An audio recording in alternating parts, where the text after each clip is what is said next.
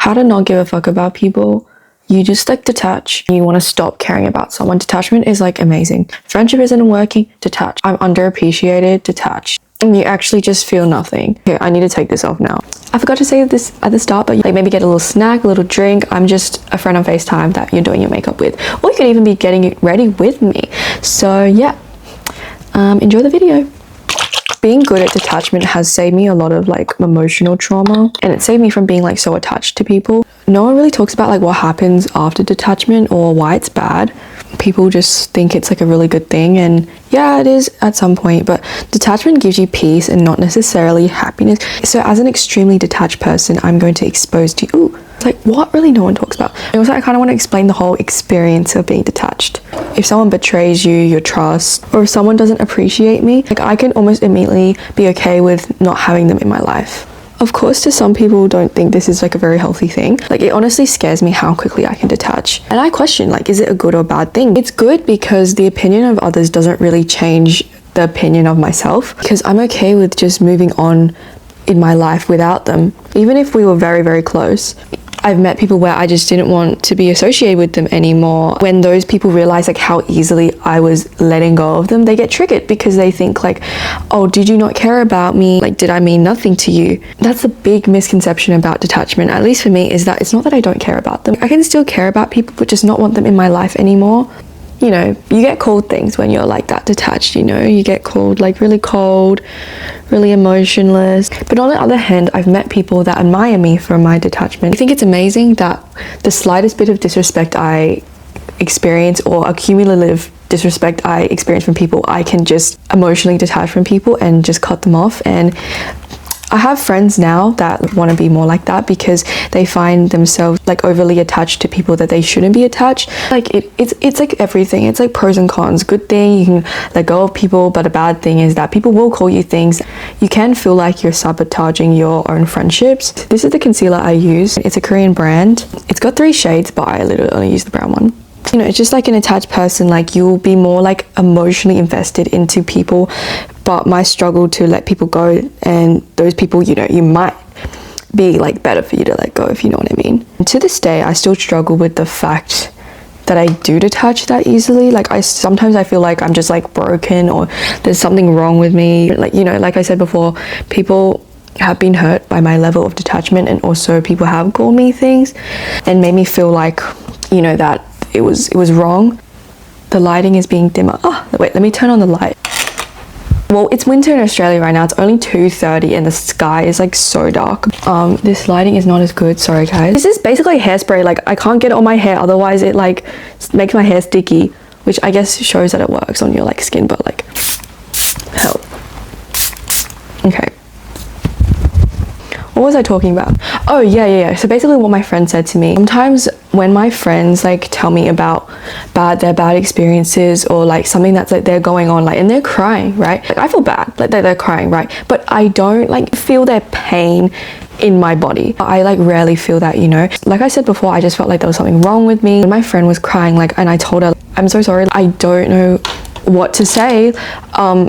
I can listen, I'm a good listener, but I just don't know what to say. Like people sometimes feel bad like talking to their friends and reaching out to their friends to talk about a problem because they don't want to be a burden on their friend, and I don't want them to ever feel like that they're a burden. And so my friend was saying that she's actually really happy in the fact that I don't take anything she says like too hard, or I don't absorb her like sadness energy. That honestly made me feel so appreciated and not like a bad person for not being able to feel things. Not to say that people that feel a lot of things are bad, like that's not bad at all. People just process things differently, and I was never that kind of person that could like take in and absorb like all the sadness energy. Okay, maybe I feel like maybe I should turn off this light.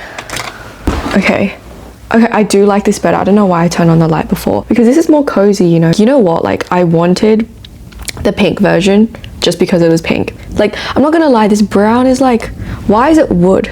Like why would you choose the theme to be wood? Like it's such a good product, but why did they choose it to be wood? Like anything else other than wood and leaves and trees. But for someone to say that to me, like I really needed that, because that was something that I had been insecure is not the word, but something that I had been like very worried about for a long time.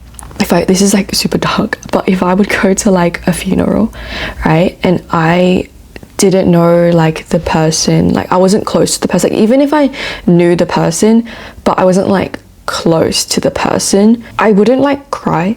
Also, like, you know what's really weird about society? If you like overly cry and cry too much, then you're branded as sensitive. What the hell is wrong with society? You can't cry too much, otherwise you're sensitive, and then but you do have to cry, otherwise you're like me, and then you're labeled as like non-empathetic and like narcissistic. I don't know. Society is just odd.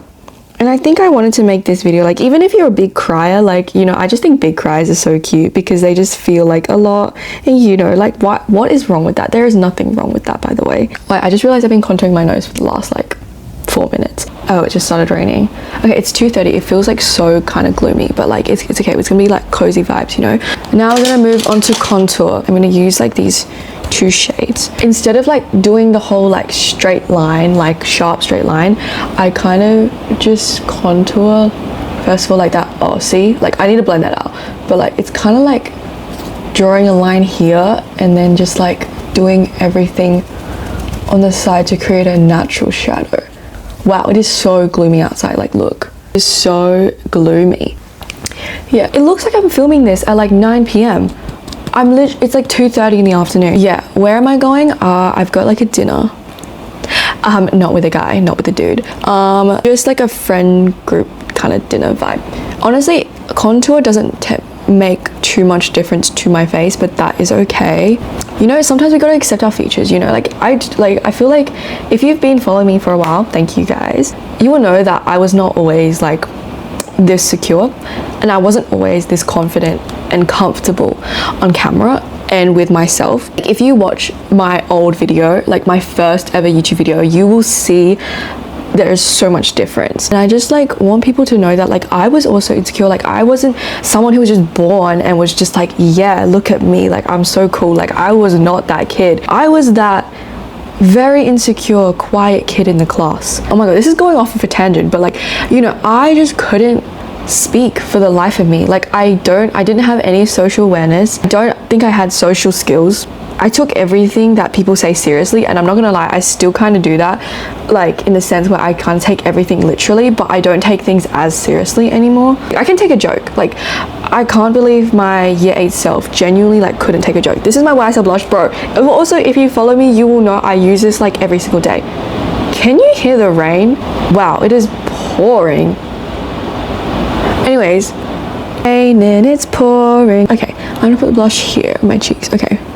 There's a misconception that detachment means like not caring about anything, and that's not true. I personally think detachment is a level or a kind or a form of self-respect. It's because for me, I get detached only after like people disrespect me, or I feel not appreciated, or I feel like I don't need to be in that friendship or that situation anymore. And that doesn't mean I don't care about the person. It just means that they don't deserve my energy anymore. Still appreciative of like what they've done for me and the position they've had in my life. It means that I can also walk away if, you know, they're not respecting me. Like detachment is all about that, the idea that nothing is ever permanent. I make friends, but knowing that sometimes friendships don't work out, and sometimes people come into your life for a certain period for a certain reason and then they leave. That might scare people. That means some people might just like fully not make friends, but that doesn't stop me from making friends. It's just like an awareness that things might change, and then that's okay. I can still care about people and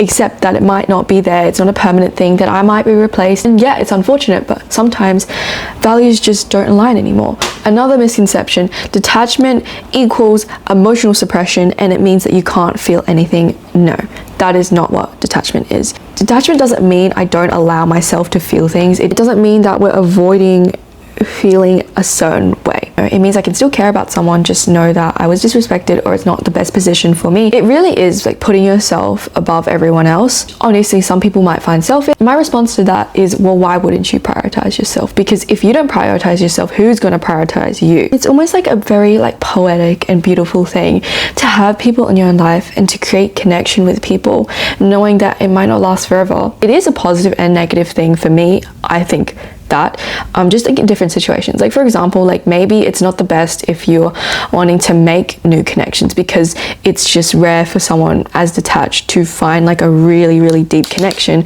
But at the same time, it can be a good thing in the professional world, because it means that you can interact with clients, interact with patients without feeling everything. So it's not as like mentally draining. If you want that like queen baddie energy, detachment gives you that. I'm not saying you need to change yourself, but if that's the kind of energy you want to embody, then detachment is your way to go. When they first meet me and after they meet me, they always say that, you know, I give a very air of like baddie energy, more like queen energy. And like I love like categorizing my friends. She's such a, like an elegant, like, you know, everything she does is so like poised and stuff. And, you know, my other friend is more down to earth. She's more like, yeah, like down to do anything. Okay, now I'm gonna talk about the cost of detachment. So yes, detachment does give you a lot of peace, because you have your own space. Everyone in your circle is good energy. There's no one really sucking your energy, because if they are sucking my energy, you are out of my circle. And there's no fighting, there's no drama, there's no nothing in your life. It's just peaceful, stable relationships. Low maintenance relationships, may I add. I am not a high maintenance friend, nor am I friends with high maintenance people. What I mean by this is that I am not a texter. I don't text my friends. If I text my friends, it's like 80% of the time planning hangouts. A lot of my life is, well, about me, like it should be, and your life should be about you. Like there is a very mutual understanding with my friends, is that you're my friend, but you're also your own person, and that my friends have their own life.